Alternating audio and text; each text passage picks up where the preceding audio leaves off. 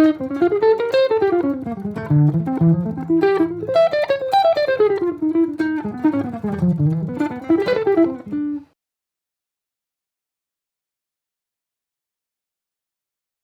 name is Greg Chaplin. I'm a physical therapist and strength conditioning specialist, and in this video I'm going to talk a little bit about how to hold the guitar, and we're going to talk about how the position of the guitar can actually affect the performance of this left forearm, wrist, and hand.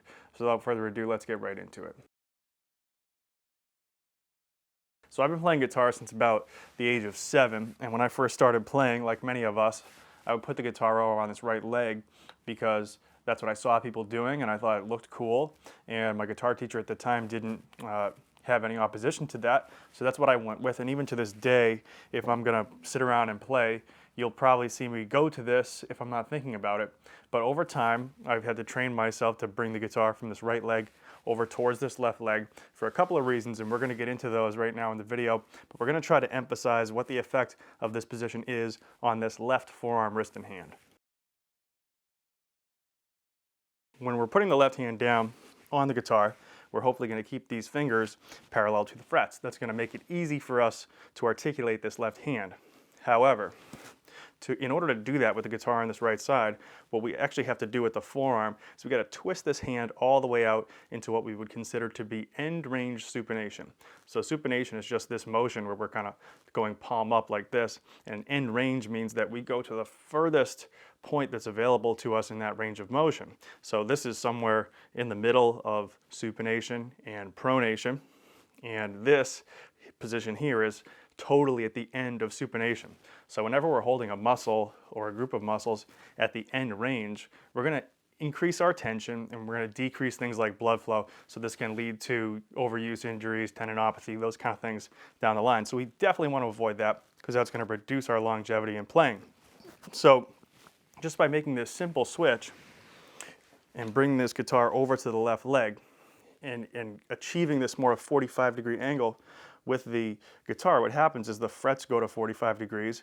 We can bring the fingers parallel to the frets, which is then 45 degrees. And if we take this arm away, what we see is that this forearm now is in about maybe 45 degrees of supination instead of 90. So that's kind of more middle ground. So all the muscles that perform that motion are going to be happier, less tense, blood flow is going to be improved, and we're going to find that we have decreased tension when we're trying to articulate with that left hand. So that's going to mean risk for injury goes down, but also fluidity, speed, and comfort are all going to go up as well, which are all desirable things just from a performance standpoint. So there's kind of two ways you're going to be able to achieve this, right? And I got both going on here, but you're going to either want to get a footstool, and maybe if you're a classical guitar player, or you had a teacher that was on the footstool, you have one of these. But if you don't have one of these, this is a King Point footstool that I got off Amazon. It was really good, and it's kind of nice to have a nice footstool because it won't break down and you'll kind of like using it. But you're just going to jack this up high enough so that this leg gets to a point where if you rest this left side of the guitar on the left leg, you're going to get that 45-degree angle. Now, if you have a good strap, you can also hook the strap on, but what you might find is as the hole of the strap actually wears out, the guitar can have a tendency to want to fall out. So you'll need one of these strap hooks, and I just have a D'Addario strap hook. It was like $3 on Amazon. Super awesome investment because this guitar is not going to fall off. You don't have to worry about that when you're achieving that angle. Just to kind of compare what this might be like, you're going to have this sort of a deal, and then we're over here,